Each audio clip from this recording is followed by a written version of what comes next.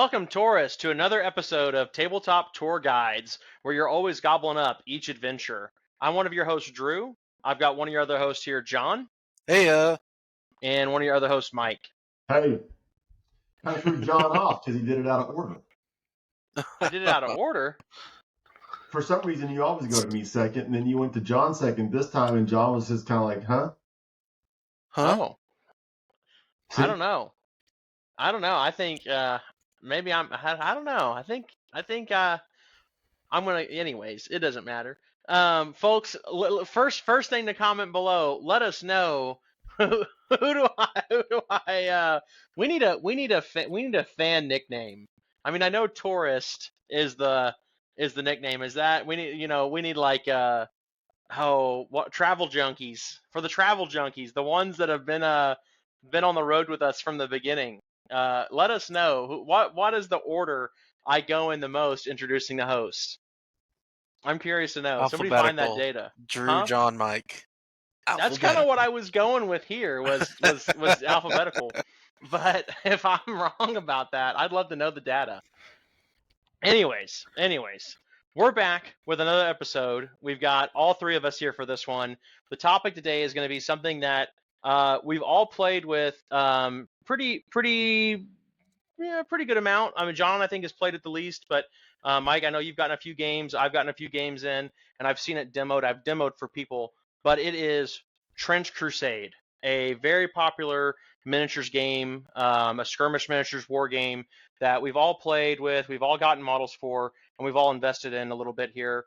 That's going to be the topic we're going over today. But before we jump into today's episode, I need to know what's on the table for you guys.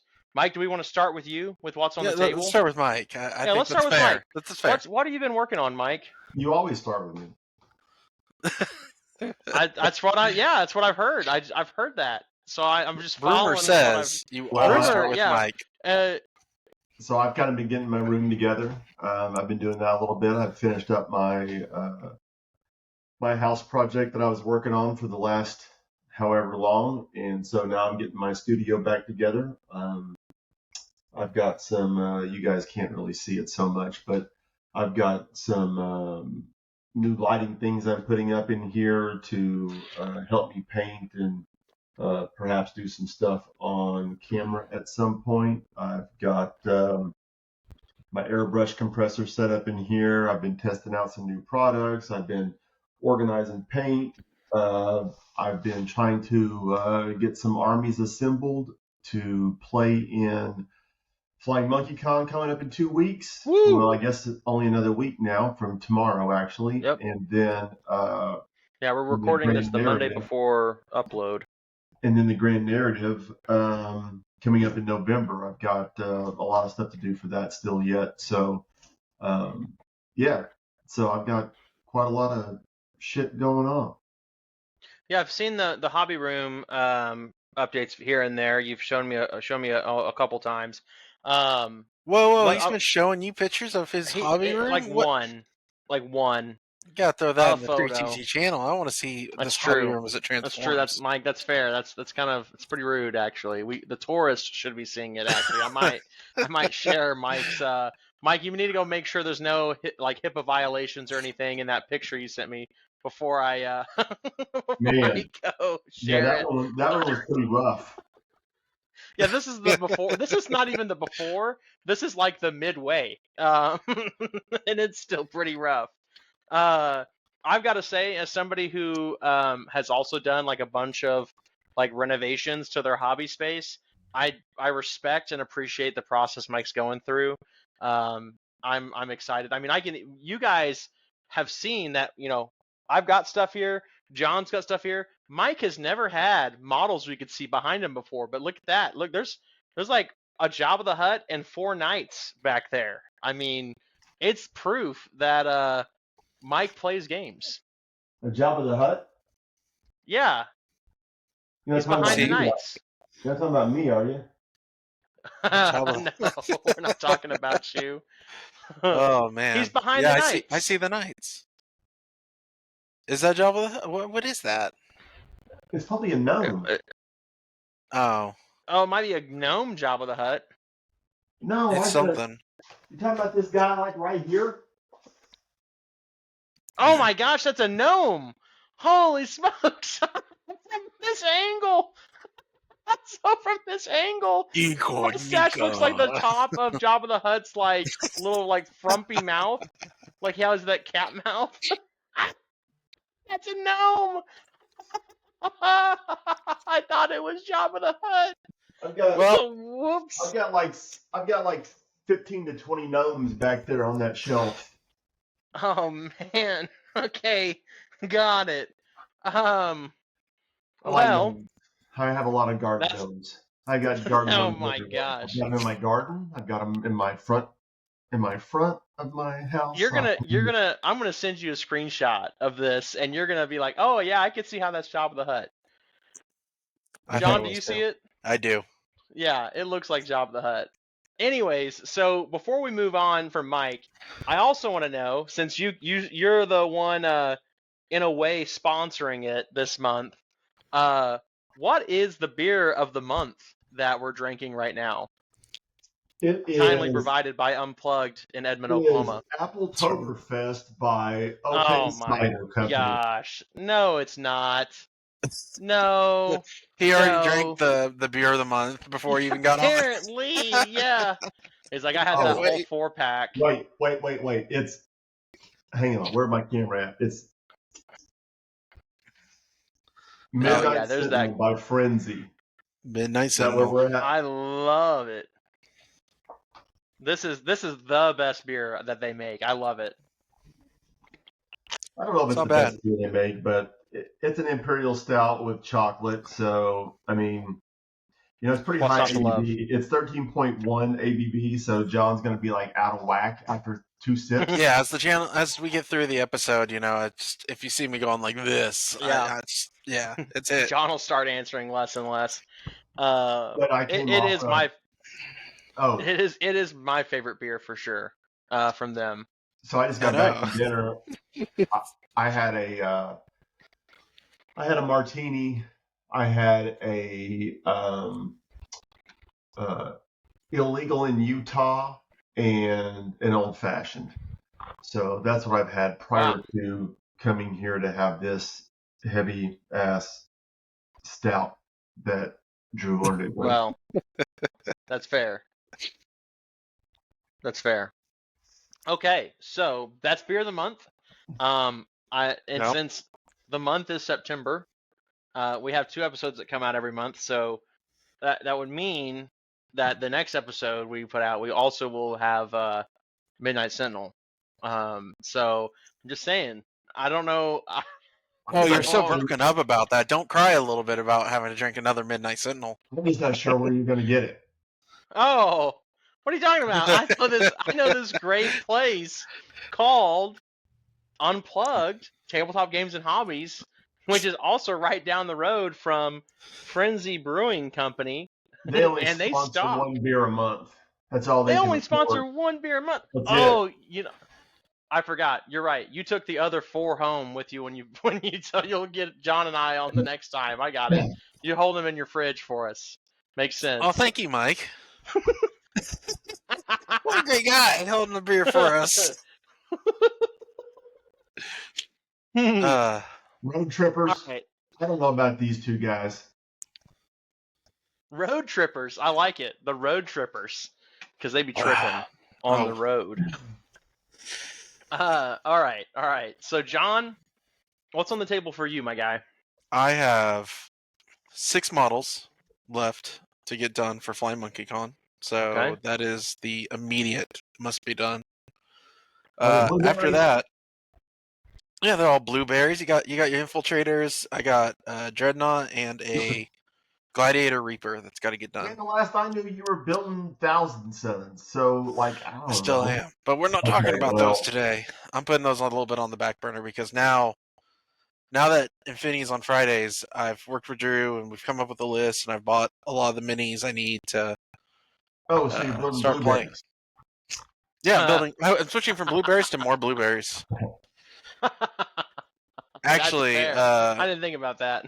I felt real bad because I finished my first one and I chose blue and orange because I really liked it.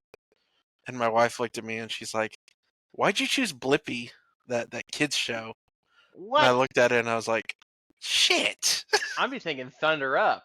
I would have Yeah, thought, right. I would have thought Florida Gators. Florida Gators. There you go. Florida Gators, something. But yeah, I really enjoyed it. It really like popped, and I was like, "Yeah, this looks great." And of course, with us having the kiddo, that's the first thing that popped her head, and I was like, "Shit."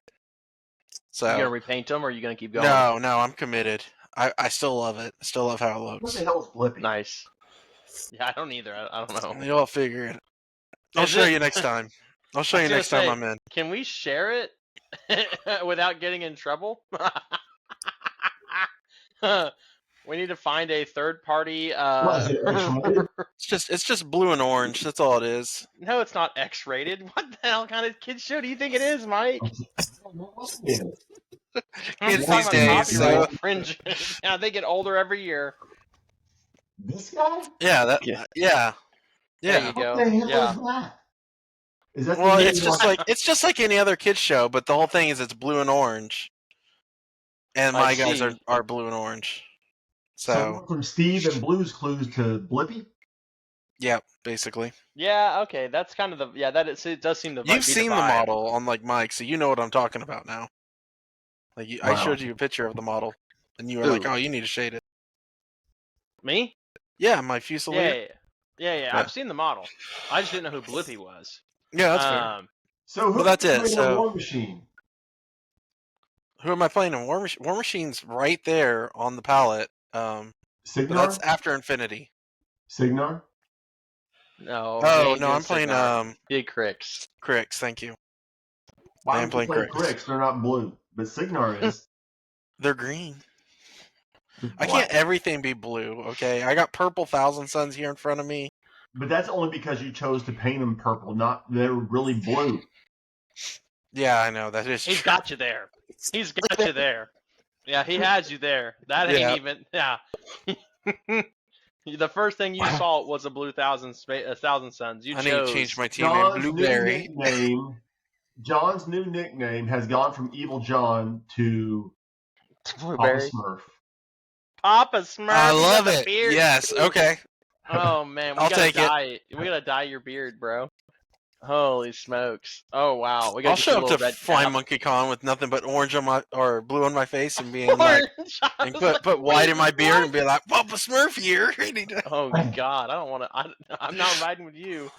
Holy smokes! You got a red shirt on, like Papa Smurf's pants and hat. Papa Smurf. Papa Smurf don't wear a shirt, so John's gonna go around shirtless.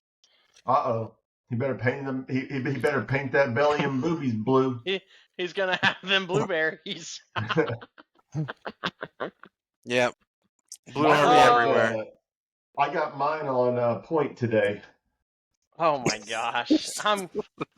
Oh my gosh. All right. All right. Carrying on. So, yeah. What do you got on the table over there, Drew? Oh man. The same thing you got on the table for the last 6 months. And forever from now, trust me. I was gonna say, outside of the Custodes, I've actually got some new things that I'm going to be working on in the interim. So the immediate thing is I'm wrapping up my 9 custodian wardens this weekend, and I have the 10th one I'm working on down the road because I'm doing a custom banner on it. So that's a big chunk of the army done. But then I'm going to take a little break because now. I was trying to get them done for Flying Monkey Con, which I realized a couple weeks ago that wasn't going to happen. So I've slowed down. Like, I'm not a rush anymore. I'm kind of just easing back into it because I'm only needing them ready for the grand narrative now at this point. So I'm going to start sprinkling in other little models I want to paint in between projects. And so my goal is to finish those 9 wardens that I already have almost done. Finish painting them. Build. I have 5 Necron death marks I need to build and then paint, and then also a Kit Bash Telemon I need to build. So this weekend is going to be wrapping up the wardens and building any of the kits I have sitting around, and then I need to paint those death marks and Emotech for Flying Monkey Con. And then that's all I have to do Immediately before on Flying then- Monkey Con. Oh, you have a commission over there or something? Mike, you commission it for No. something? And Because you're like, and then. I mean, guess if you he guys wants to see, commission me. Dude, where's So my anyway- Oh, I'm so young to not know Zoltan. No, From yeah, Dude, Where's My Car? Dude, where's my car? Yeah, You don't know, that was that was the cult, Zoltan. Anyways, I have a car. It's in the driveway. So I also have a secret piece I'm painting for a teammate of ours that he doesn't know I'm giving it to him, but they're not able to make it to the grand narrative with us now. And so I got them a model to kind of thank them for helping me get to the grand narrative. So that probably if they're listening, they probably know who they are. But I'm painting a model for them. Then. Yeah, it's Firehouse. Because they're helping me get to the grand narrative, but now they can't go. So I'm painting a model for them that I was thankfully able to get. I bought it. I bought one of the last ones I found, and I'm gonna paint it up and give it to them as a thanks for helping me out. And then I've got back to Custodes. So a little bit of Necrons, a little bit of something secret, and then back to Custodes. That's what I've got. I didn't hear any Warcry out of that. I didn't hear any man. Infinity out of that. I am telling you right now, I have to get this Custody stuff done because come October, dude. So Warcrow is got a little bit coming out in September, but they've got a lot coming out in October that I'm gonna want. Like you get your big robot guy this month. I get my big robot guy for Northern Tribes in October. Wait, I Like thought it my was a big September robot guy. pre-order, so it doesn't come out till October. What'd you say, Mike? When do I get my big robot guy? I don't even know. I think your big robot guy is you have like 2 monsters, and yours are already in the Warcrow Adventures box. Oh yeah, those Man. things are freaking crazy. So I you already watched got them get yours. played. How about that guy with all But the yeah, teeth? so John, you're right. Technically, you're not going to get yours till October, but it'll be like the first week of October. It comes You're right, out you're right. September 30th, but I'm not gonna like my release is an October release, so I'm not gonna actually get it till November. Fair. So my timeline has to be get as many of these custodies done as I can, and as soon as they're done, I'm going to start working on. I want to get my Northern Tribes collection fully built up and painted, so I can start doing tournaments for Warcrow with Northern Tribes. And I also got to make room for the next wave, human combined army faction that comes out at Spiel. Oh So, yeah, yeah, that is because coming I'm going up. to be going deep into that. And I also, there's more. You asked this question, John. I did. I'm I, sorry, Taurus. I'm going to a really cool tournament in Kansas City called Meeple-a-thon, where they're having a 2-day Infinity tournament, and I'm going to try and get my ISS painted, my Yujing ISS painted for that event, because I've had the Adepticon bundle for 5 months now. I've built a lot of them and primed them, and I haven't had a chance to really paint them. And it'd be cool to. I want to have a second army to do demos better with, rather than just like, here's combined army A, here's combined army B, and play against each other. That's kind of boring. So I would like a second army to kind of lean into. So I'm hoping to do some Yujing as well. Is that not the week after Flying Monkey Con though? The week after Grand Narrative. Oh, okay. So you got a while. No, yeah, it's November. It's the week after Grand Narrative. So it's like the weekend between Thanksgiving and the Grand Narrative. So he'll have Dang, some man. paychecks in November. Wait, what now? We're not gonna have any paychecks in November? Dang. I'll have to take You'll a look. be gone all the time. Well, the good news is I've got a cool job that Kobe called it express hours, and I was like, that's pretty cool. That's kind of what we've got going on at my job. What do you know what express hours are, Mike? I don't. You don't? I don't. express hours, according to Kobe, because this is what Coffee Grounds, Kobe on the team, he has this kind of a job where all they care is that you get your 40 hours in, and then you can do whatever you want. Oh, I see. So he works like 12 hours for 3 days, and then 4 hours last. Yeah. So I'll work what are you like talking about? I fucking stayed all night. I worked half a day yesterday. That's like it. Mike.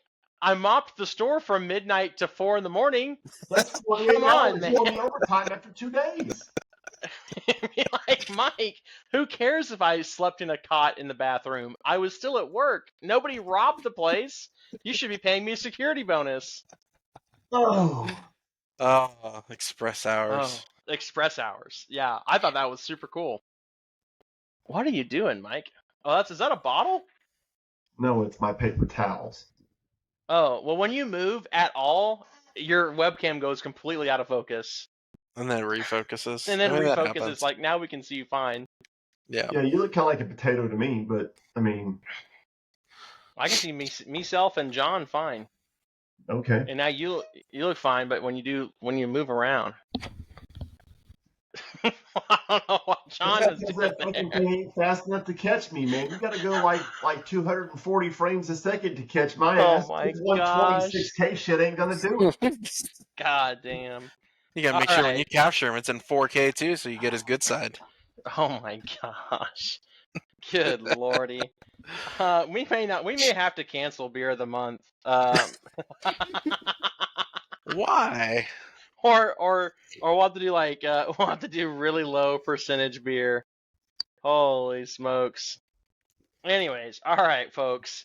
So that's what we've got going on the table. Lot of really big stuff from, it sounds like, each of the tour guides here, but all pretty impactful, like influential stuff. John, you're wrapping up a whole army. What? Oh my gosh. It's me, the Monopoly Man. Oh my gosh. Y'all are ridiculous. Sorry. Anyways, Mike's getting his hobby space renovated, which is always a big task, a big step in the right direction. And then I'm gonna just keep, hating my life because custodies are gonna be the death of me. No one told you to do custodies in NMM. Just saying. Actually, Jesse did. So we I actually told Jesse. you would hate it after like a week. Well, you were right, but you didn't stop me. No. If anything, I guided you towards it. Of course. It's going to be a sweet looking army, though. Yeah. There's also been some discussion by somebody to make some reels showing off the paint set I've been primarily using, which I have been thinking a lot more about. So near the end, when I'm on my last couple models, I think I'm going to try and do some YouTube shorts for you tourists out there, so you can get a good idea. I'm sure I'll do a whole dang episode where I show some pictures off, but I'll try to do a cool YouTube short so you guys can see what I've been doing and what it looks like up close. So yeah, I'm sure they appreciate that now since you're almost through with the project. I am not almost through with the project at all. I am. Oh no, I'm not. Just grab you some of that Retributor gold, throw it on there, and be like, I'm done with this project. Let me tell you where the project currently sits. Last time I did the model count, I have 50 models to do for the whole collection. I am going to be at 17 done this weekend. So you're almost halfway there. Yeah, it's pretty bad. Because it's 9, 5, that's 14. Oh, it'll be 18 because I have Trajan. 18 out of 50. There you go. So I have 10 Sisters of Silence to do, a Dreadnought to do, 11 more Guard, another Warden, like 7 characters, and then 9 Terminators to do. And I'm sure I'm forgetting some things. That's too many things. Yeah, I have a lot to do, but it's going to be fun. Trench Crusade. Yeah. Trench Crusade. Let's get back on this. All right, folks. Thanks, John, for reeling us in there. Like I said near the beginning of the episode, the topic today is the Skirmish war game Trench Crusade. All 3 of us have played at least a handful of games. We've gotten a little familiar with the list building. We've played some of the games. We've played against different factions. The only thing that, just for total transparency, that none of the three of us have done is play it in a full like campaign style setting where we're doing the like post combat, injury checks, the gold, the treasury, any of that. We haven't done any of that, but we know we're familiar with it, and we've got guys in our community that have helped us kind of understand a little bit what it's about. But before we get way into the weeds here on what we think of Trench Crusade and what we've picked for the game to play, what is Trench Crusade? Now, to put it in a kind of summarized definition style way, Trench Crusade is a skirmish war game that's set in World War I era, alternate history, where if I'm mistaken about this, but this is what I've understood it as, is back during the Crusades, a secret sect of the Black Templars opened a gate to hell, and now it's been hell on earth since, and we're in the like 1914 to like 1918 time frame. And we're World War I style, military soldiers and stuff, but add in demons and knights. So it's like a shotgun and a shield style kind of aesthetic with giant demons. It's very, very grim dark. It's a lot of older school, kind of like old world and 40K old school vibes. And it was created by Tomas Perinen, I think is how you say it. And then I couldn't Mike pronounce it Francina. even if I wanted to. Yeah, so Tomas is the guy who made Mordheim, and then Mike Francina is the one who developed the setting, I believe. And he's been involved in a lot of miniature war game projects throughout the years. And there's actually, a lot I think it was Mike Francina that came up with the whole thing, and Tomas Pernin helped him with the rules for it afterwards.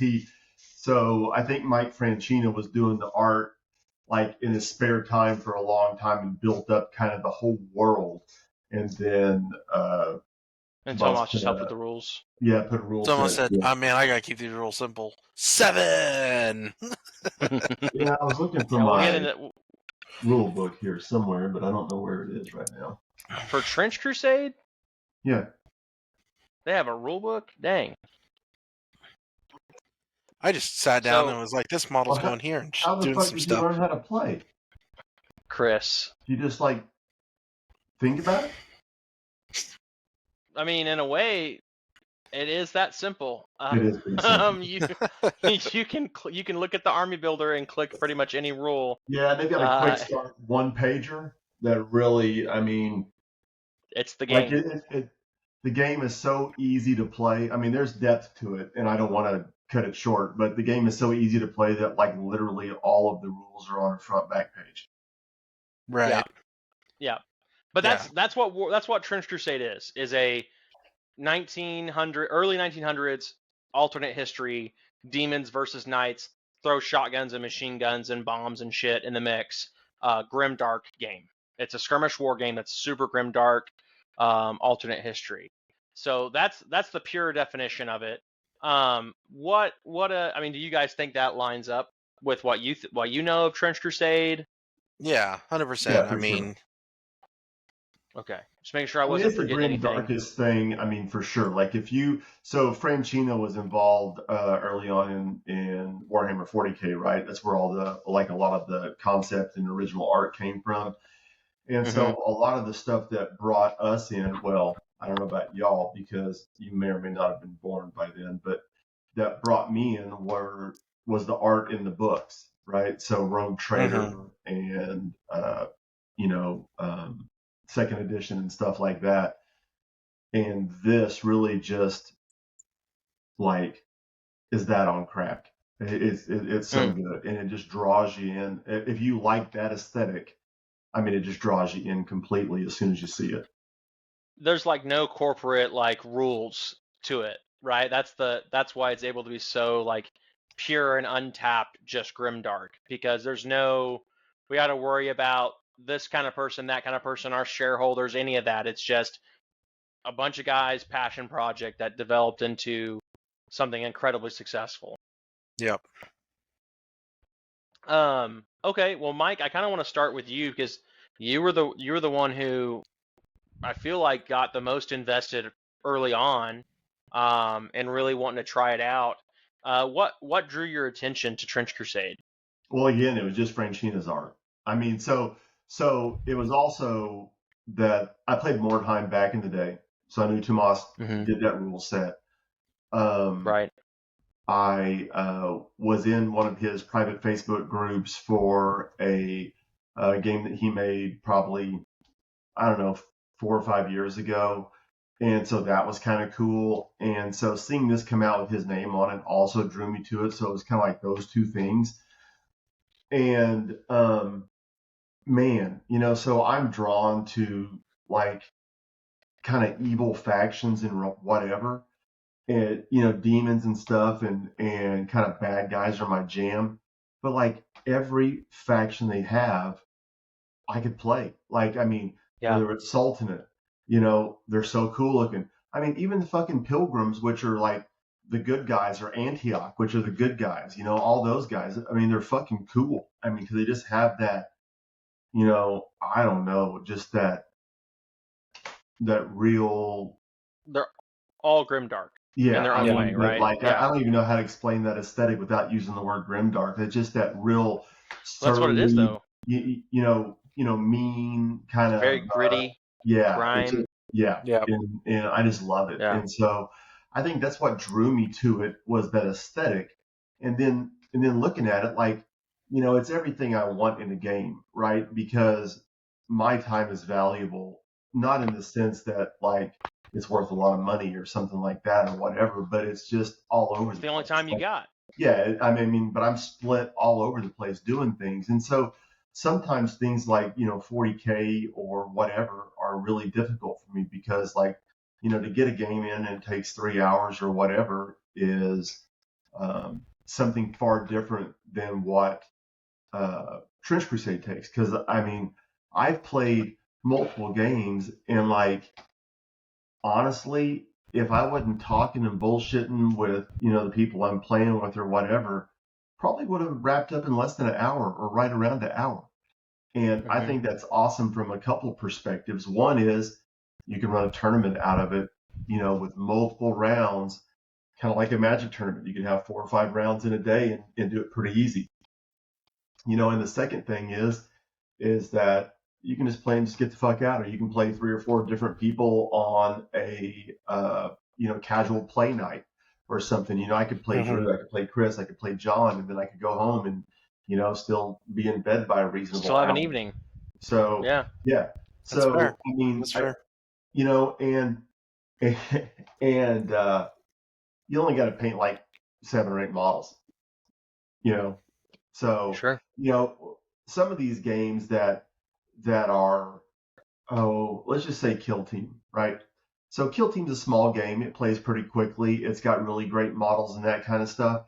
But man, painting some kind of bloat fly from, the Black Grail is far different than painting one dude from a Navy Breachers Kill Team. I mean, there's not that much detail. It's just kind of big and whatever. And that doesn't mean the model's bad. It's just like the nature of what these things are. They're just not, a whole lot of like technology and stuff to paint on there. If they have a rifle, it's just kind of a wood and brass rifle or whatever. They got a sword. And it's not how many tactical pouches can I fit on a model, which seems to be the growing issue with a lot of board games. This Grey Knight has 35 purity seals, so I'm painting, 107 little red circles. If you didn't know he was pure, you do now. Yep, that's right. Oh boy, he's good. He's golden. You finish all of it, then you look at the model like a day later and like, shit, I missed one. And you forget one. Yeah, that's the worst. You can honestly just throw your guys in the mud and pull them out and call them good. And, it'd be right on theme. And like another thing. And they'd look good. Yeah, they would. And another thing that really I think is tremendous with the game is the community has built. So like I'm all for the official models and the STLs and that kind of stuff and whatever, right? But like Drew, you kit bashed your first army out of Necromunda guys, and so your ability to build anything you want exists there, but it plays on a small 4x4 board, and people have gone crazy building boards that are just fucking awesome, right? And terrain to me is one of the things that makes every single game. Like if it's got cool terrain and I feel like it's cool playing on it, I don't care if I win, lose, whatever. It's just like it's like a cool experience. It's like, I don't know, going to a fine dining restaurant and eating that night. I mean, you forget the food the next day, but the experience still stays with you, right? So it's kind of like that for me with terrain. And the boards, like even the boards that Chris has done, they're just fantastic. And he's done some YouTube videos on building those boards and stuff too. But like the terrain and the aesthetic of the whole game just like really do it for me. Yeah. And it's cool that, we see, I feel like every month I see a new officially licensed, either terrain file collection or a new team. They've really brought in a lot of outside creators to be partnered on this project, like Creature Caster or Westfala, I think is it Westfala Miniatures. And it's actually really cool to see that because they get to add their own like twist to the setting, right? And it's kind of like a big, it's like a big love letter to wargaming that all these people get to help write. Well, you mentioned something, Mike, there that I feel like might be helpful to just share before we get even further into this is the factions. So not counting sub factions, which there are plenty of. Yeah. If I remember correctly, we have we have a kind of it split down the middle of good and evil, demon and angel aligned of sorts. We have New Antioch, which is like the church, right? It's like what's left of the Crusades, the Templars that didn't screw up. Then we have the Trench Pilgrims, which are people who aren't necessarily like in line with the church, but they're not demons either, and they're kind of doing their own thing. How they believe. Like the militia of the group. They're kind of doing their own thing. And then there's also the Sultanate, which is like the Islamic countries and their faction, and they're kind of like on nobody's side. They're mad at everyone. They're like, you guys screwed up. And I mean, really, so what they are, they're against the bad guys, and so the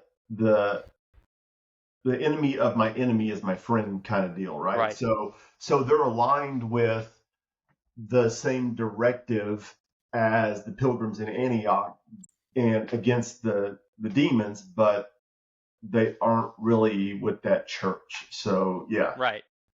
And they still remember who fucked up to begin with, right? Yeah. I mean, yeah, they're just like, you fucked up, but we'll help out, I guess. We'll help clean the mess up. It's everybody's mess now. And then on the bad guys half of this whole show, we have the Heretic Legions. Yeah. Kind of just like Hell's militia, in a way, right? I mean, and then we've got the Court of the Seven-Headed Serpent, I believe is what it is. It's like it's like one of the most popular leaders. Ones, it's all the leaders of Hell except for one, who does not take his seat at the court, and that's because he's too busy. Beelzebub, I think it is too busy leading the last faction, which is the Black Grail, which is the like Nurgle. For those of you who might be 40K fans, it's the Nurgle faction. It's the Pestilence faction, and they have sub factions for all of these, which we can kind of get into if we any of us play a sub faction in a second. But Mike, what do you let's go ahead and just kind of like wrap this all up into kind of one big question here. What faction do you play? And then was there a reason that you picked them? Was it purely aesthetic, or was there anything else? I initially started playing Black Grail, and I really like them. But I kind of wanted another one too that kind of had like more regular looking dudes that did stuff. And so I I chose Heretic, and I played more games with Heretic than Black Grail, and I really like them. I feel like they're pretty good utility, and they've got some cool looking characters and stuff, and so yeah, I like them too. So yeah. Okay, and that's and Heretic Legions is kind of there are mortals, humans in the other ones, but it's the only one that you could have like a large abundance of human models, right? Out of the Right. 3 evil factions. Yep. I believe that's the I think I because think I you're think right. Court can have like slaves. I think I don't even can Black Grail have any human dudes, Um, or is it just they have the human looking wretches? like kind of like the wretches, the zombie looking dudes.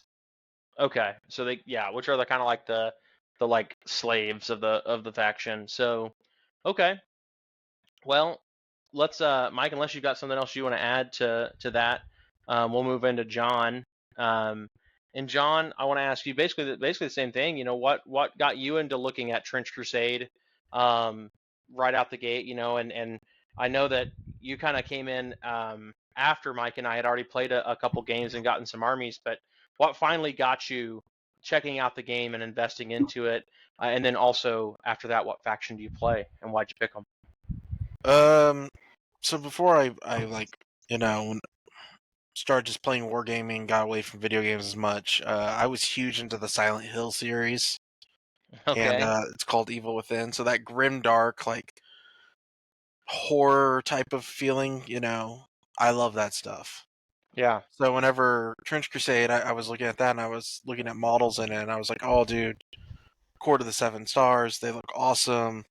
Love all these demons. I saw characters that remind me of like Pyramid Head from Silent Hill and everything. Yeah, so it gave a lot of nostalgia for me, at least, to be like, yeah, this is. I've never connected those two, but you're totally right. Like I love the Silent Hill games and the Silent Hill movies. I'm a big fan of Insomnia and the Evil Within games. Yeah. Um, like there is actually, you're right. There is a lot of horror game aesthetic in Trench Crusade. That's actually really cool. I've never put that together. Right. So You've never those heard of those? games, Oh man. man, Silent Hill is a classic. Insomnia is Yeah. a classic. Yeah, These are games that are I don't play as old as me.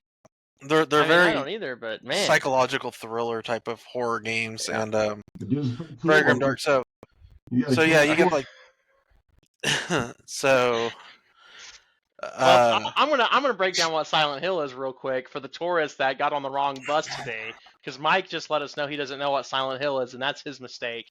So Silent Hill is this like kind of Cthulhian horror meta world of sorts that in the Silent Hill setting in that world, people can get lost in this town called the town of Silent Hill. I think that's the name of the town. Yes, it And is. it's like a coal mining town. But what the town is about is then the reason I mentioned Cthulhian horror is because the people who get trapped there are usually people running away from something they've done wrong, and it traps them in essentially this little like meta dimensional universe that is this town where they're basically forced to face their guilt and their fears and the things they did wrong. Yeah. And so like there's in the movies kind of stereotype it all and run it all together. Technically, everybody's, from what I've been told from the experts, everybody's Silent Hill experience should be different. So, like, we have characters like Pyramid Head, who shouldn't necessarily look like Pyramid Head to Right. everyone, but he got so big in the franchise He's that just so he's an he's the iconic mascot. figure. Yeah. Yeah, he's the mascot for the game. But it's essentially a dimension, a pocket dimension you get trapped into, and it's like like the world itself is alive. Silent Hill is a living, like sentient like setting, and it's But you trying might to. Yeah, Go you ahead. might see these demonic things with like chains on them and all that, and are like the werewolf is a really good example. You'll see people with like the saws in them going and trying to kill all you. these machinations that are just like crazy. Yeah, so that's what drew me to it, and then I got drawn into Heretic Legion because of that werewolf mostly. Yeah, and I enjoyed it. I have one Merlin in the ain't no case. werewolf. So it's really nice. Like Mike said, it's a small amount of miniatures, and you guys were actually joking about like just throwing in the mud and stuff. I mean, I was contrast painting these guys and then using the villainy ink set for the grim darkness, and it just looks beautiful. It gets that feel into it, and then when you play it on the board, it just all comes together. Well, Mike's got the werewolf. That's right, man. He's not in the camera at all. There he is. There it is.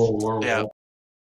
Oh, hell yeah. So that model looks pretty good. I've seen like I've seen a lot of alternate versions. I've seen alternate versions for it with like the actual saw blade in the mouth. I've seen it with like it's got hands that have like kind of the 8-bound from 40K, how they've got the saw in their hands. I've seen some like that. Yeah, that's pretty cool. Yeah, it's been so that's it for me. And Heretic Legion, of course, like I said, is the reason I play. That's the faction you picked. Yeah, it's the faction. I was like, I didn't want to do something too meta, so I was like, I'm not going to choose Core of the 7 Stars. Everybody was going around choosing that. I was like, let me look at what else is. Yeah. So that's cool, man. I'm actually really glad you brought that up because I've never put that together, and I feel like that's such a powerful way to get people that I know who are like on the fence about war games.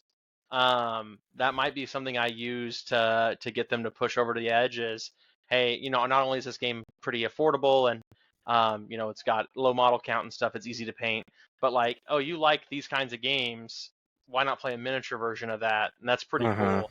I mean, it's also kind of got a Black Ops Nazi zombie kind of vibe, right? With that weird sci-fi, kind of weird World War II vibe going on, like Conflict 47 does, but much earlier. So, right. And what else it has that nobody else has? What? Oh, I know. Yeah, he's gonna stand up. An artillery witch. That's true. I do love the artillery witch. She can just summon like bombs, just like right from hell. Her model's just holding a freaking like nuke like a nuke. Yeah. And the Death Commando is like the coolest model ever. Man, I'm about to rain on the parade because I'm the good boy of the tour guides because I play New Antioch, which is the only correct faction to play. But before I get into the faction I play, I want to talk about what got me into it. And for me, like what got me into the game is a lot different than what you guys mentioned. I can appreciate most any aesthetics for a game. Like I'm not super big into the Grimdark, but I'm not necessarily like not into it, right? Like I think it's cool, but it's I'm not. There's a lot of games I've played that if you were to line them all up, have very, very different aesthetics to them. And I'm gonna guess on what it is, and if I'm right, let's see. Is it the kit bashing ability? No. Dang it. No. But to be fair, Mike, my first faction was Heretic Legions. And the only reason it was though is because, to John's point, I was working on a cultist squad for my Night Lords, and I thought, oh man, this new game's coming out. It's mini agnostic. I'm gonna kit bash these Deathcore Krieg guys to be my cultist. Anyways, I might as well kit bash them in a way to look like this game. And so I took all my models and I kit bashed them with the Blooded Kill Team, the Cities of Sigmar like Fusiliers, and then the Deathcore Krieg Kill Team, and then some Necromunda bits. And they look really cool. They look like they could work for Trench Crusade, which is a really cool thing about the game, is that if you have a kill team that isn't like Space Marines, you probably can play Trench Crusade. I mean, you could, even if it's Space Marines. Like I've seen guys play with their Death Guard and use them as Black Grail. That's true. I have seen that too. And it works. And it totally works. But no, the reason I got into Trench Crusade is primarily because of one reason, and then another kind of came after. We all have a good friend of ours who's on our competitive team, Chris Christian, who is one of the like official missionaries for the game company in Oklahoma. And Chris and I will kind of like play anything. We'll try anything out. And so Chris was telling me about this game, and I at first was kind of like, man, I'm not into it. I've got a lot of reasons that, I really wasn't interested in the game. But then I started noticing that like Chris hasn't liked a game like this in a long time. I feel like this isn't just another game he's going to pick up and play, and then just like, you know, in 6 months he'll be done playing it. Because at this point it's been 6 months and he's still go hard. Yeah, he's still going hard. Yeah. Yeah, he's still all about it. And so I figured, I was like, you know what, I want to hang out with Chris. He's my friend. So that was kind of the biggest reason for me to get into it. But then the other reason is because it's such a small investment that why not have an army? Right. It's so easy to get, 15 or less models, and just have an army ready to play with. So that was kind of the other thing that drew my attention to it. Was I think I run like what would be considered a larger sized force, and it's 13 models, 14 models. So, but I went with New Antioch. Specifically, I played the sub faction Red Brigade, which is like all the martyrs for the church. Like they can't kill themselves because that's a sin, but they are like, well, if we die in battle, so they take the riskiest missions. They, they're all like they're wanting to die. They're kind of like Deathcore Krieg, and so they don't want to live, but they want to die for the cause, right? So I went with New Antioch though because everybody was playing bad guys. And so I was kind of like, well, what is no one playing? And at the time, nobody was playing New Antioch. And I don't know what it is, but like having a dude with a MP40 and then a great sword, or like a guy with a shotgun and a shield, like a classic looking knight shield, and they're all in plate armor. There's something about that it's just badass. Like I think it's totally freaking cool.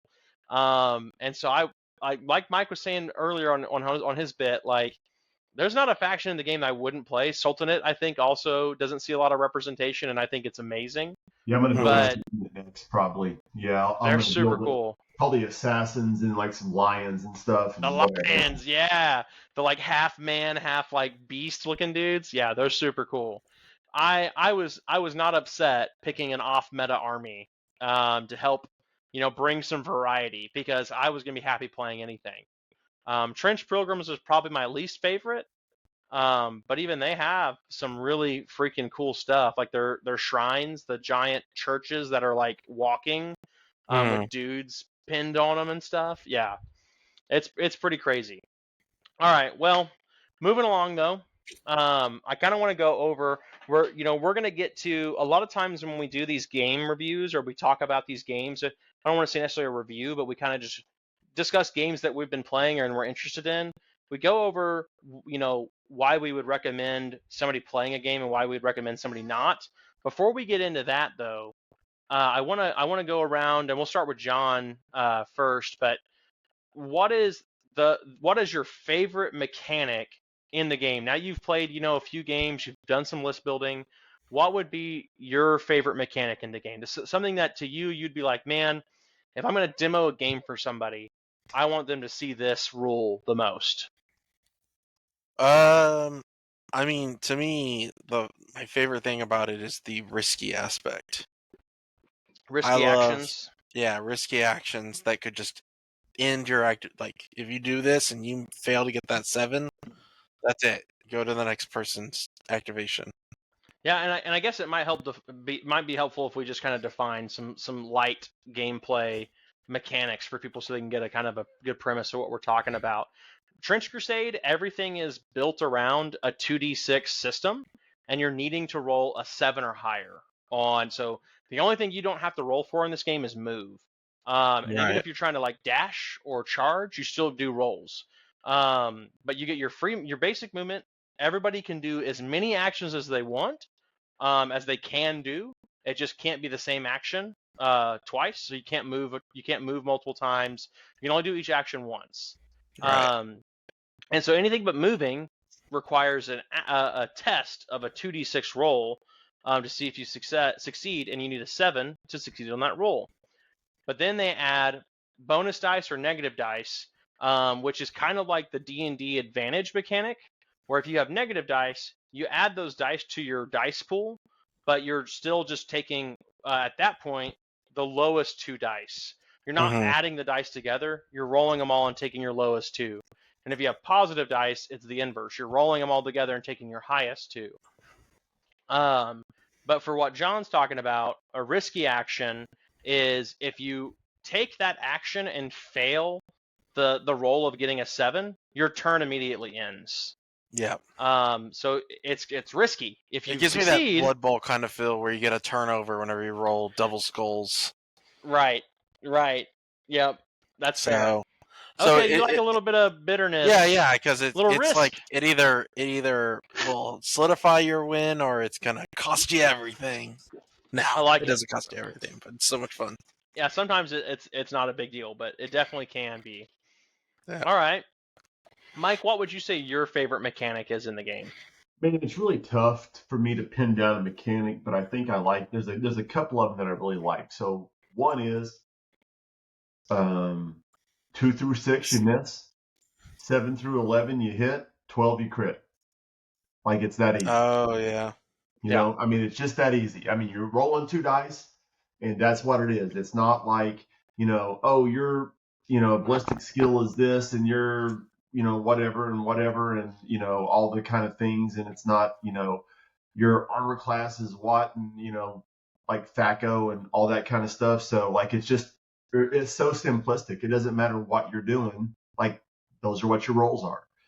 Yeah, it's just 2d6.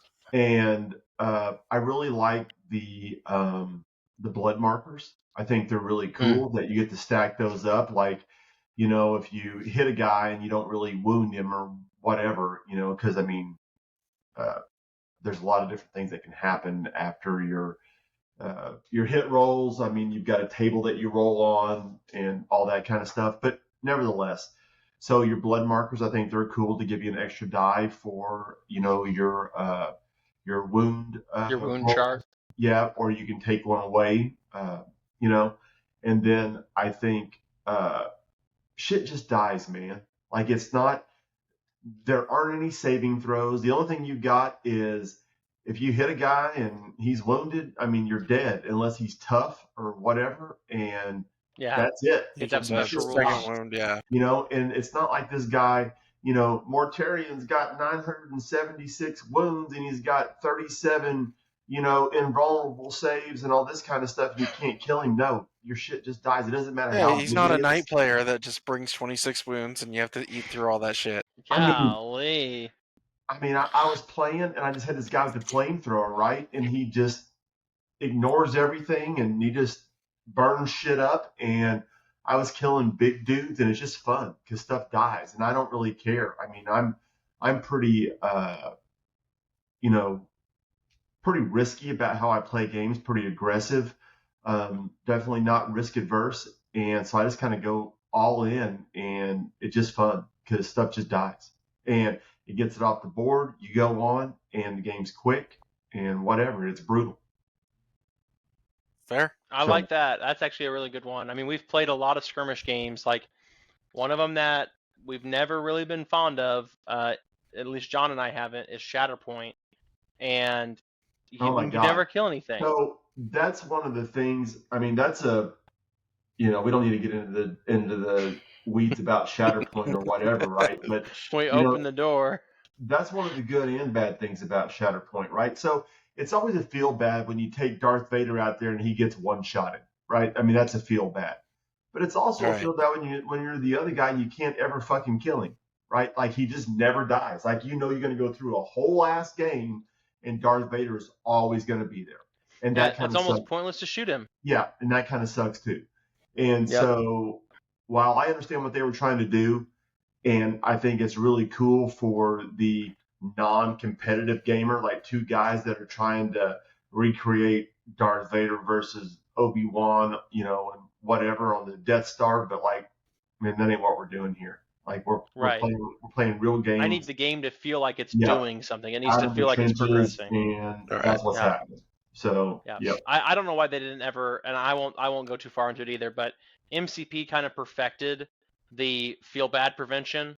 I don't know why they didn't just stick with that, because in MCP it's almost impossible to one-shot a character. You knock them out, they flip their card over, you get them all the next turn. That's it. And I don't know why it wasn't that easy. It's the same company. Different teams. We don't talk to you. No, they're all the same shit. Same bro. company, but two different teams are running. They're not GW, dude. They're all the same, like 3 dudes messing up every game they touch. Oh, sorry, I didn't mean to say that. But no, I feel like that's kind of one of the biggest eye rolls I have with a lot of games. I think every game we've played that has had a second game come out from the same company has almost like it feels like they've gone out of their way to not reuse a mechanic, but sometimes it's okay. If it works, please let it work in your new game as well. We're not going to be mad about it. Like, you don't have to carbon copy the game and just reskin it, but like if this is a mechanic you're trying to do and you have a working version over here, import that thing. We're fine with it. Like, there's not anything wrong with that. Yeah, there would have been nothing wrong with Warcrow having been just a fantasy skin on Infinity. Yeah, and they could have still had different rules. Sure. Yeah. But anyway. Yeah, so, okay. So my favorite mechanic in the game, I like the dice and stuff too, like John and Mike were saying, the actions.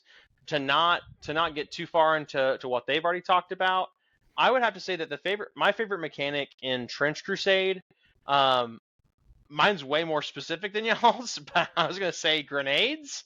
But you just love throwing grenades. More importantly, I believe it's the assault mechanic, which is I like that you can shoot and then charge somebody with assault weapons in this game, which doesn't ever feel like it lines up in other games. You look at 40K, and it's like, oh, this is an assault weapon, which means you can advance and still shoot it. And I'm kind of like, I feel like if I'm advancing, I should be like full stop. Like give me a assault keyword on a melee weapon. Like you know what I mean? Like that'd be really cool. And Trench Crusade does charging right, because charging is you have assault weapons, which means you get to shoot them and then still charge. And then charging isn't just 2 random D6, it's your movement value plus D6.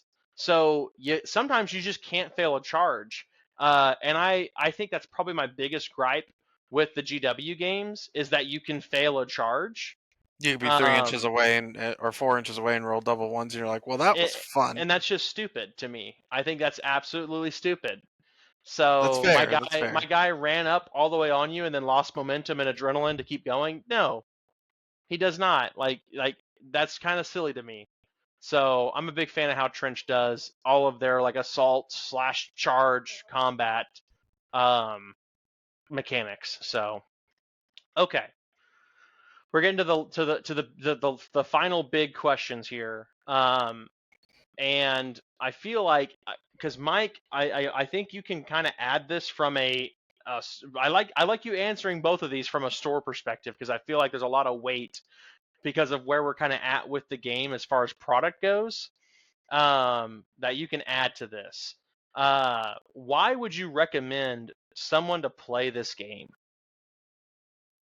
So I think to me, it's like never going to be enough, right?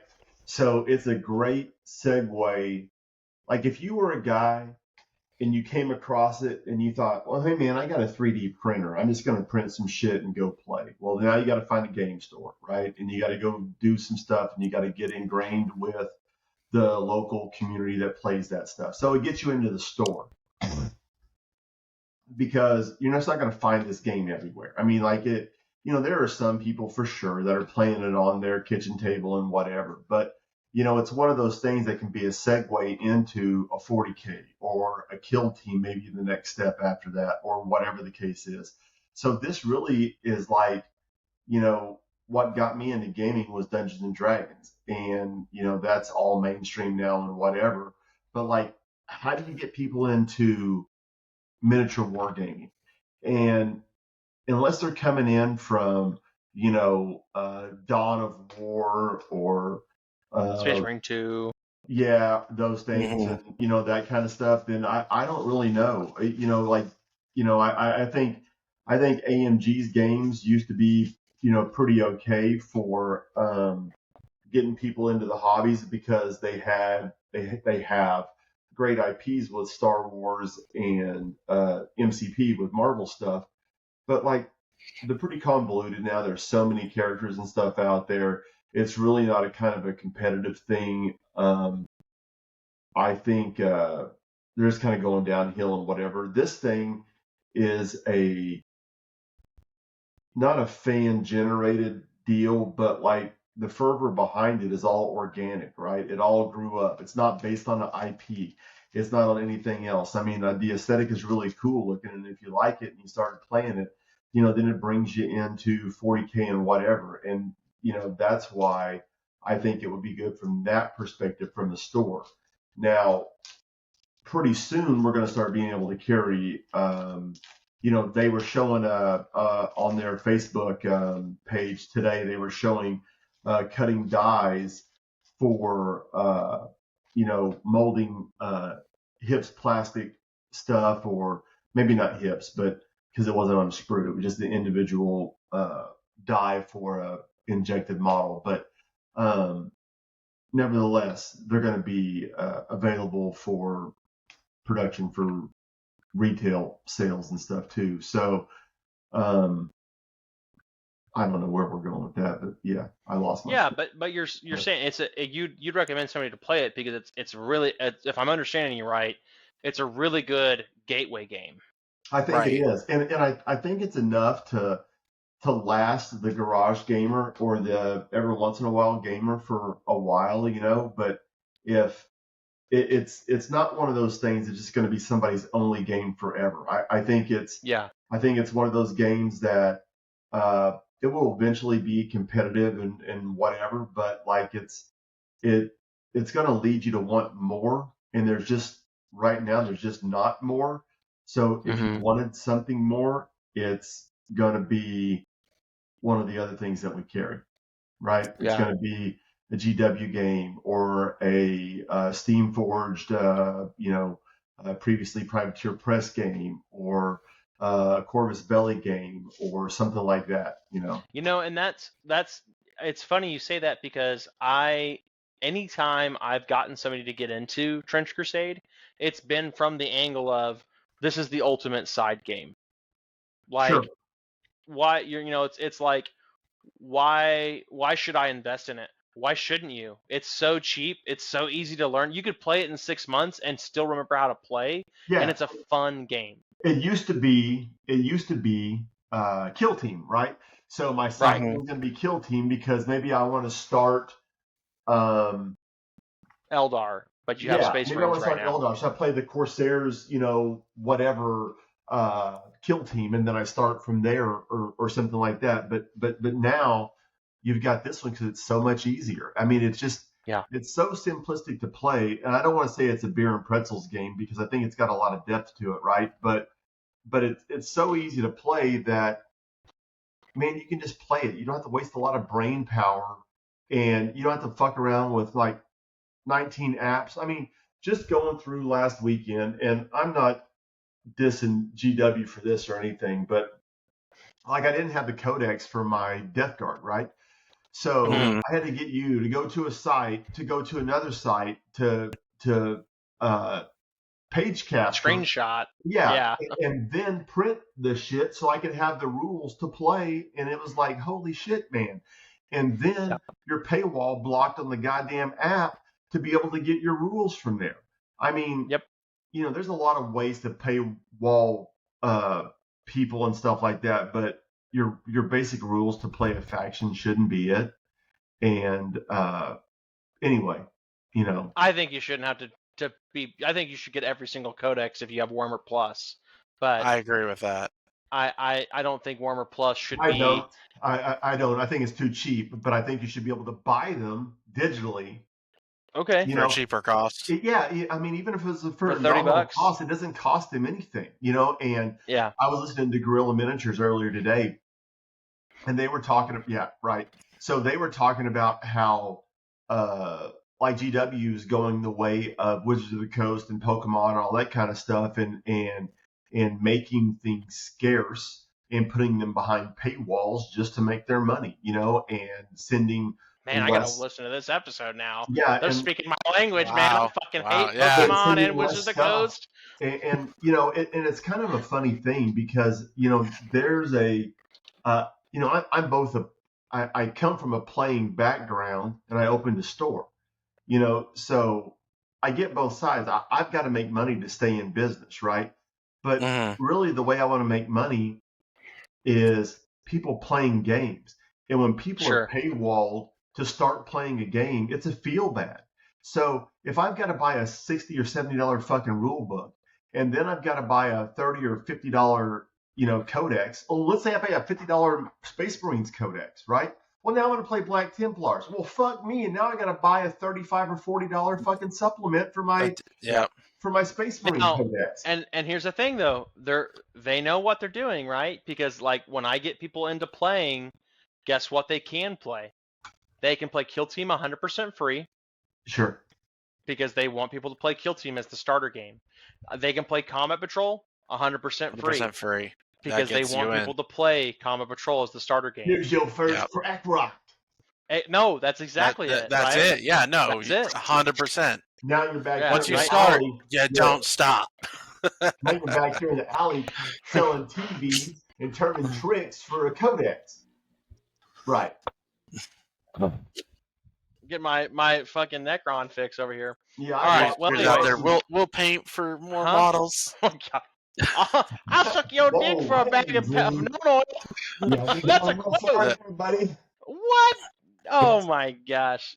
That's not where I'm at, buddy. But like, if you need to go there, hey, whatever floats your boat. I ain't judging. Well, anyway, all I'm saying is never let it be said that Mike doesn't listen to me, because he was not listening to Guerrilla Miniature Games until today when he asked me, and that is one of my favorite YouTube channels. Okay, well, so, first of all, what happened shout out GMG. Is I was listening to it by accident on the way back from Sam's, okay, and then I asked you, what were those ones you were telling me to listen to, and you said that, so I think I just listened to that one.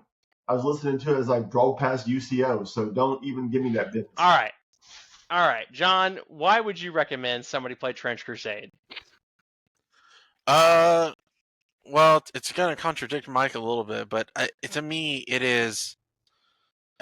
It has tournament potential, but it's definitely, for me at least, a more beer and pretzel type. It's hard to master. Not saying it's easy, but I'm saying it's more of that beer and pretzel kind of feel, because I think Trench Crusade shines with its campaign more than it does its tournament scene. I mean, that's what they've got built up the most, right? Yeah, and I think that's what, you know, that's what you're going for, is that beer and pretzel kind of feel of playing with a bunch of friends, a crusade type of thing. Yeah, but some people really feel that way with 40K too, you know, and 40K is kind of like one of those things like Magic, man. You know, we talk about this kind of stuff all the time.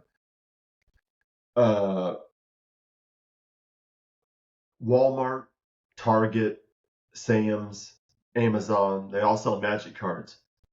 Right? Where are the people that are buying those things playing? Are they playing at home? Are they playing whatever? And just like all these, you know, people, there's a lot of people that come in my store and buy 40K, and I never see them play in my store. Well, those people who aren't playing in your store, you know what they're doing? They're taking it. They're looking for those rare cards, and they're selling them back on eBay. Like, man, I got to find the one ring so Post Malone will buy it for $1 million. Yeah, but they're not doing or I mean, there ain't no special intercessor in an intercessor box that costs $55. That's true. You know, That's true. Like they're buying that stuff. Like there's this kid that drives his bicycle up there and he buys every new faction that comes out. Like, what the hell's he doing? You know, and And so I think there's a. I hope he listens because he knows who he is. Yeah, There's sure. only one motherfucker who He- comes up on a bicycle. No, I And mean, and he's such a nice guy. I mean, he's such No, a I nice guy. know. But like, where the hell is he playing? You know, and there's He plays at your store, but yeah. no. I know you're talking about. No, it's a different guy. It's the one that works at Who Goodwill. are you talking about? One that works at Goodwill. He has a beard. Okay, there's another one now. Yeah, I There's know. two bike riders. All right. Yeah, I know. Yeah, that guy parks his bike in my store, and it frustrates me. He probably listens as well. That's okay. So that's your warning. He should chain it to a tree or a bench. But anyhow, so This is Mike's episode, man. yeah. So anyway, Mike's here. He's ready.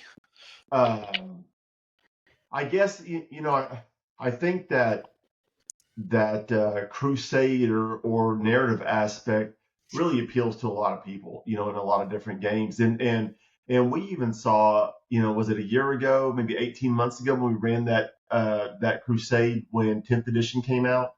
And Right. then after that, like we had 20 people in the shop playing, and you know, at one night. And then when the crusade was over, no one was there, you know, because the rules were all fucked. And so that just showed you that it was more about the community and playing kind of in a casual atmosphere than a competitive one. But you know, I think I think that's what I'm trying to get to is like the whole thing is it has somewhere where it shines. It's like Blood Bowl. You can play Blood Bowl with just a one-time game, but you could play it in a league, which would make it better. Right. I think that's what this totally game agree. also does. And that's what I talked to Drew about, you know, many times. If we ever did Blood Bowl, it has to be like a fantasy football A league. team. Yeah, it has Yeah. to be a league Yep. because that's the coolest way to play it. You know, if you want to fuck around and play a game here and there just to learn whatever, and oh man, let's just play Blood Bowl because we haven't played it in 30 years. You know, cool. Let's just play a game. You know, Yeah. But I think if you're gonna What do they call that? Skirmishes or scrimmage? Scrimmage. Like Skirmishes. isn't that what scrimmage is? That's what sports people call it, like off-season games. Yeah. Yeah, it's a scrimmage. All right. Well, that's fair.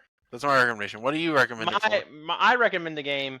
I recommend the game because there's no reason you shouldn't play it because of how easy it is to get into the game.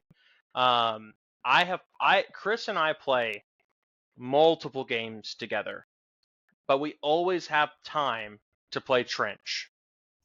I've played more games with Chris since he started playing Trench Crusade than we've ever played before, and it's because we always have time. I'm never having to worry about. It's just so easy to play. Like that's why I would recommend it. Right. Like Mike said, it's a great gateway game. Like John said, you can go as big as doing a campaign with it. Any level of Trench Crusade you want to do, it's so easy. It's so easy. It's low cost investment. It's a low time investment. It's a low knowledge investment. No it's low paywall effort. for it. There's no paywall.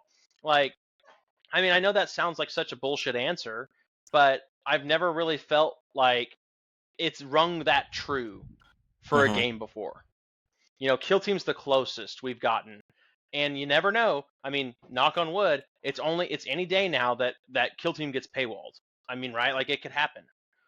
So, you know, I can just sit down and just play Trench. I could call Chris tomorrow and be like, hey, man, you want to play some Trench? And we could find time to play, and it wouldn't take no time of our day. Right. And so the thing with Trench is that the rule set itself, like, so it's still in, you know, quote unquote beta until it comes out and everybody gets the rule books and it's fulfilled and whatever, right? So it's still in, you know, beta from the free rule sets. But it's not going to be far different. And then later on, it's going to be very interesting because you could really collect every faction in this game if you wanted to, and it wouldn't be as much as a quarter to a half a faction of playing. Like, I mean, I don't even want to know what John spent on his Thousand Sons, but you could buy all 5 factions from somebody, you know, 3D printed if you wanted to off my mini factory that sold miniatures of the true STLs. But like, where are we going to go with this? This has been 1 year since it's been funded. You know, Mhm. it's the Kickstarter's not even fulfilled yet, so it's not even in stores yet. It's going to be in stores soon, but is like could you see a FLG picking it up and doing a tournament circuit on it? And just like they did with GW when GW wasn't supporting and still doesn't support the vast majority of the competitive scene of 40K, and makes that. So I don't know. I think there's still like a long way to go. What are you smiling for, fool? I'm just nothing. He's just a smiley person. I'm just smiling. I'm He's got thinking he's in that Midnight Sentinel. that's Yeah. true. Well, he's only in one, but maybe he's trying to figure out what the hell's he's got an empty laundry basket behind him for the whole damn thing. Is he playing? Oh, y'all can see that? Motherfucker, What it's can like big and white right there, just like you. I mean, like, what do you mean? I don't see it? Yeah, Mike, you might have me pinned, and if that's the case, then Oh, you see yeah, my you whole are. camera view. I Yeah. so what I have is I have whoever is talking. Talking. Okay. Yeah. So thankfully the viewers don't see that. They see all three of us and our small well, panel. just so at the you same guys time. know, Drew has an empty laundry hamper behind him. It ain't empty. Oh, it's not even empty. He's got his smelly drawers up in there. That man's got responsibilities. Okay, he's like, I got to do I laundry. got a show to record. It's a reminder to him. This is gonna be the longest episode yet. We got the one more question to go. Okay, let's get All it. right. Let's get it. So Mike, again, give it to us from a shop. I really want to know because John and I think have some pretty harsh things to say. But why would you recommend someone avoid this game, Mike? Don't come in my store bringing your 3D printed bullshit. Buy stuff from my store and play. You can't. I know. So I don't really have That a is a reason. problem. I don't really have a reason to avoid this game. Like there's really no reason. And as long as I fought it and everything else, like the aesthetic just appealed to me and it appealed to me and it appealed to me and I couldn't get away from it. And like I didn't want to do it. And then on the way to Adepticon, I was like, Drew, we got to look at it. And he's like, really? I'm like, yeah, man, we got to.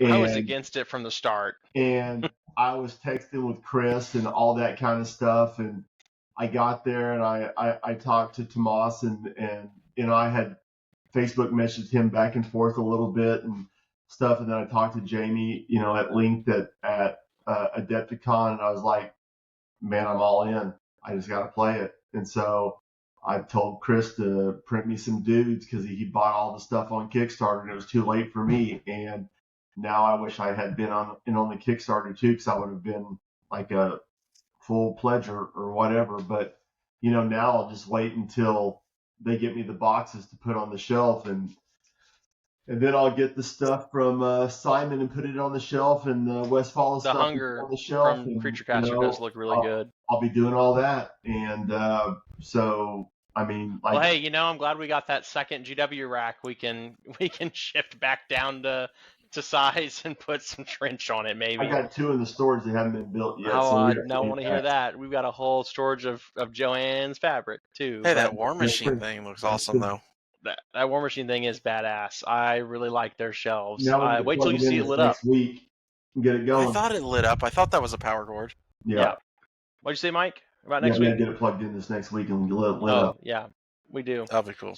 So John, I'm gonna let you soften the blow here because I've got at least some harsh words to say about this game. Why would you avoid this game, John, or recommend someone avoid it? All right. Well, there's I'm gonna take the low hanging fruit first, which is it's very fast kill model. Like some people just don't like models dying that fast.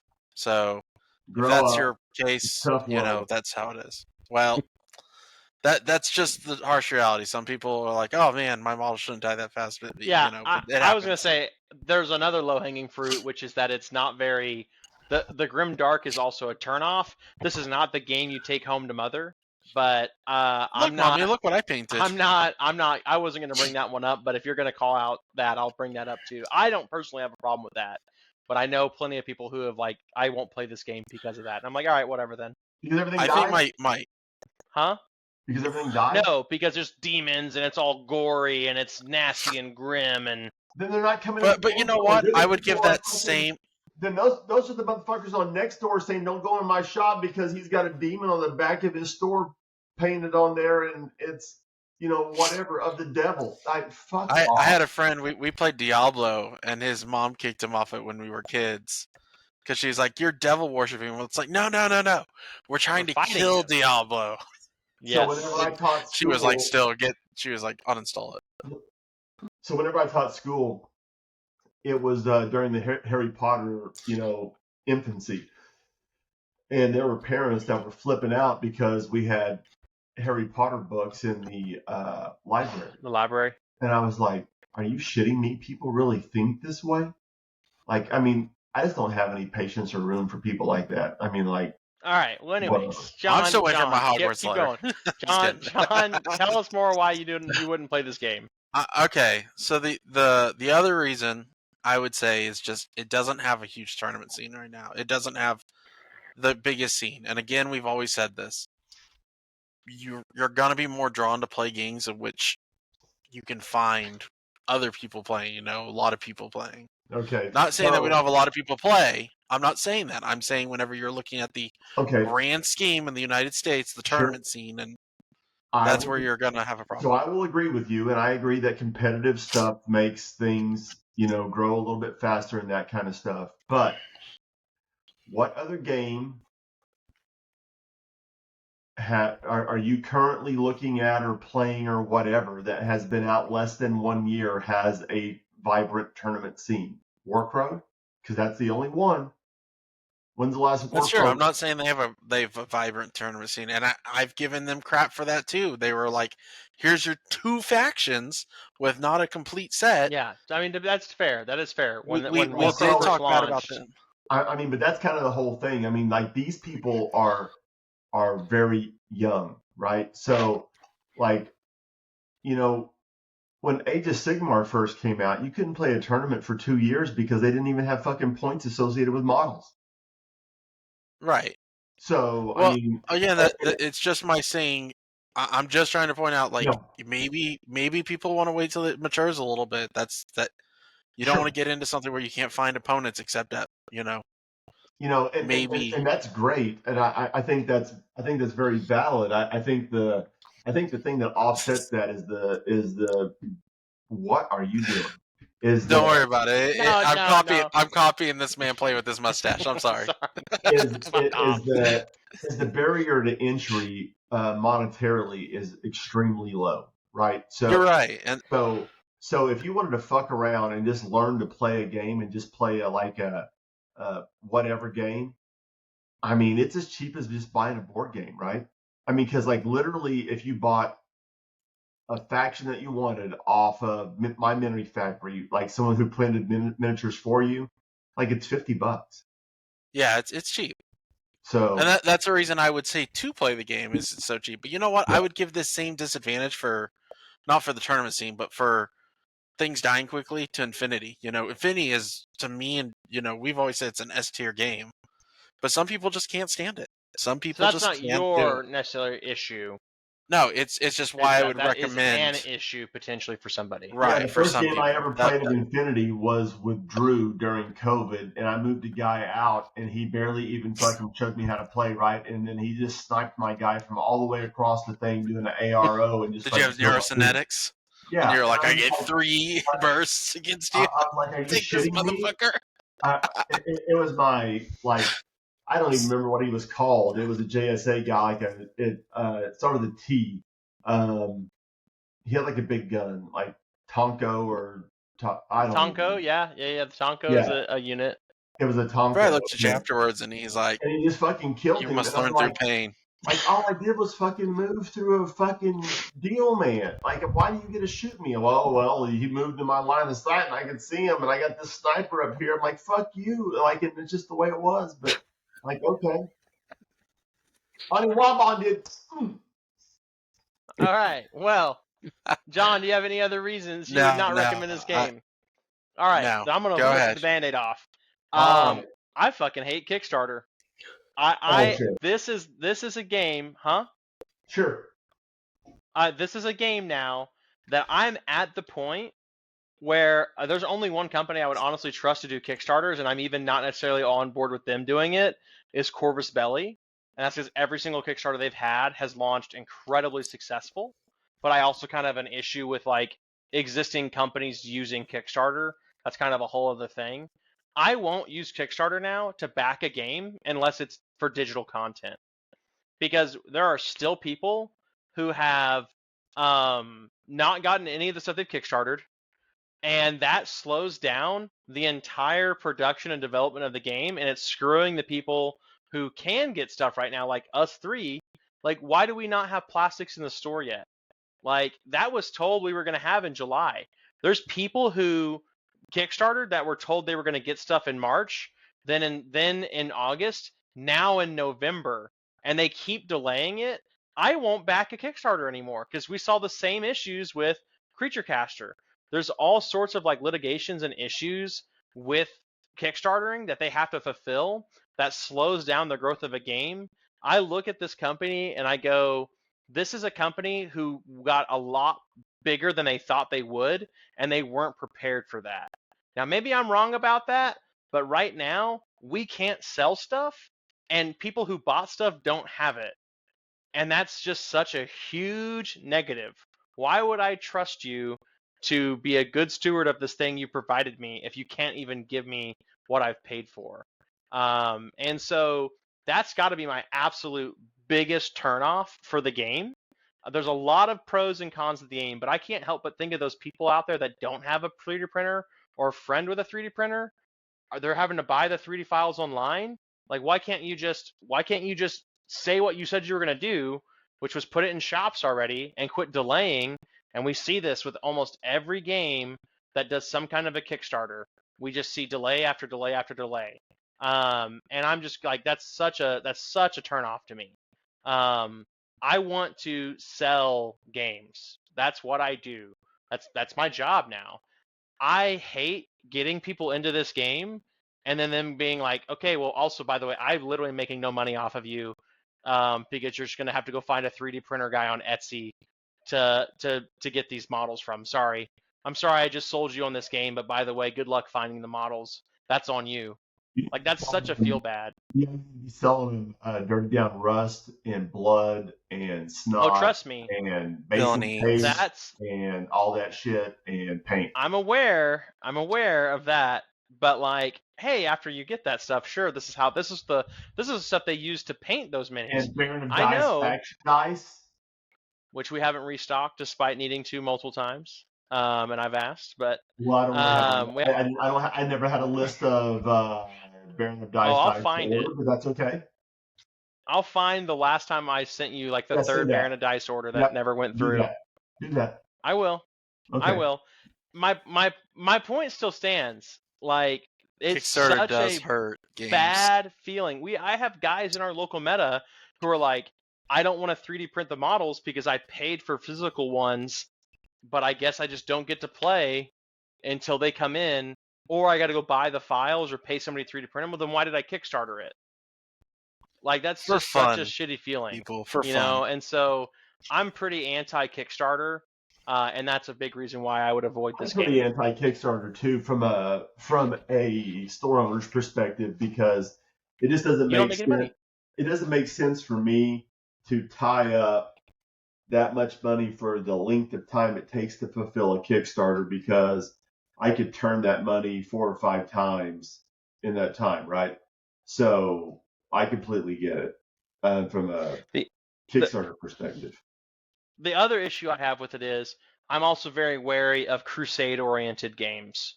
I don't believe that Blood Bowl is best played at a competitive level. I think it's best played at a crusade level. I don't know that that's a big con for me. It's a pro and a con. If you want it to be a crusade game, it's a pro. If you don't care about it being a crusade game, it's a con.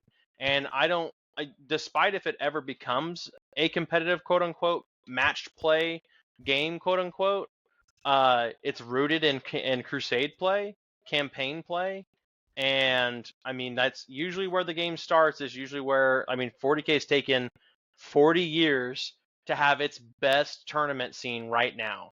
Sure. And that's what event do you look forward to most every year? Adepticon? Oh. Oh, Grand Narrative. Grand Narrative. Sure. Oh, okay. Sure. I can enjoy both, but I'll tell you right now that but I'm just saying.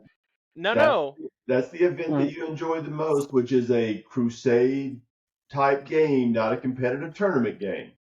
One weekend of my time being really, really freaking fun doesn't equal multiple months of GTs that are half as fun, but I get 10 of them. Sure.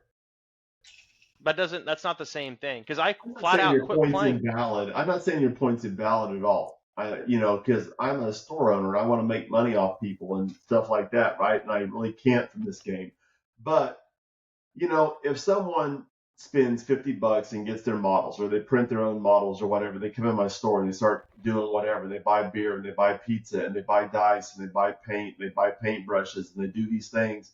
And then look at, Trenches on Tuesday nights, and it was the same night that War Machine was, or AOS is. AOS. And yeah, AOS. And they double the AOS guys. Huh?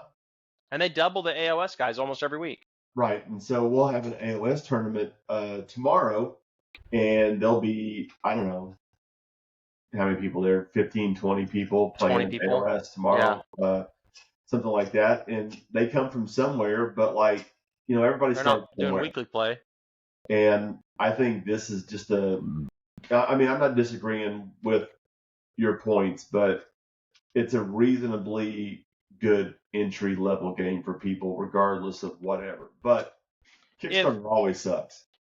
If this game wasn't so easy to get into for people who didn't Kickstarter it, as annoying as that is to say, I would never have played. Sure. But we thankfully all know a guy who's cool and is affordable and makes good stuff. I'm just thinking about the people who don't have a guy. And the other, you got a guy? I got a guy. Right. Who's your worm guy? You're paying too much for worms. But the other part of that is I also don't long term. I think this game is going to be a game that people play either at the level of bolt action or the level of Necromunda, where we play once or twice a year in a big campaign, and then we put it away, and then we bring it back out, and then we put it away, and then we bring it back out. Sure, and that may well be. I mean, it may be an Arena Rex, right? So, yeah. But Gary Gygax started D&D from playing stupid ass miniature games, and he wanted to level up his characters, and look where it is now. And I'm not saying that Trench Crusade is going to be that, but fuck, man. I mean, it's got a good following. You can laugh all you want to, you little. No, I'm just saying that was so well, I'm just saying Moses had 2 tablets, and he took, and these were the commandments. I saw them. Jonah, he put 3 of that one animal on the ark, and it died. Oh my God! Y'all are killing me. I think Jonah got eaten by the fish. No, that Jonah's ark. Jonah and the whale. Moses. Noah's ark. Noah's ark. Jonah whale. Moses is let my people go, and Noah is the ark. I mean, I know that beer is 13%, but damn. He's already had one, but he pre-gamed. Well, that's true. I did have 2. I bought one at the store. I bought one.